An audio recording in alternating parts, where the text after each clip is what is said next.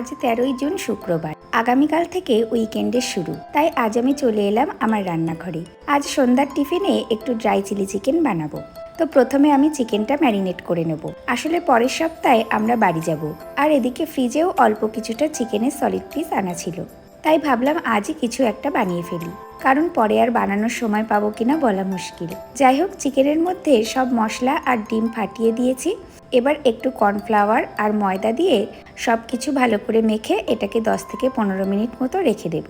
ততক্ষণে আমি রান্নার জন্য প্রয়োজনীয় সব সবজিগুলো কাটতে শুরু করলাম। একটু আগে থেকেই প্রস্তুতি শুরু করেছি, কারণ এখন সোনা বাবা ঘুমোচ্ছে।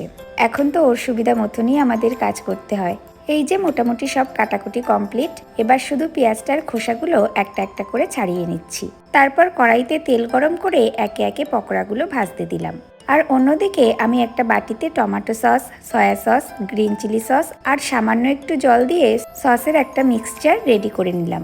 এরপর পকোড়াগুলোকে গোল্ডেন ব্রাউন করে ভেজে তুলে নিলাম এবং তেলটা একটু কমিয়ে চিলি চিকেনটা বানাতে শুরু করলাম। অর্ণবও চলে এসেছিল ততক্ষণে, তো বলল কয়েকটা পকোড়া আলাদা করে তুলে রাখতে ওর জন্য। যাই হোক, সব কিছু 30 সেকেন্ড মতো ফ্রাই করে একটু ভিনিগার দিয়ে দিলাম। তারপর দিলাম স্বাদ মতো নুন, চিনি, পকোড়াগুলো আর আগে থেকে রেডি করা সসটা।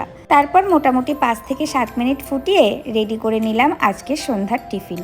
যেহেতু এটা ড্রাই চিলি চিকেন, সেজন্য কর্নফ্লাওয়ার গোলা জল আমি ব্যবহার করিনি গ্রেভির জন্য।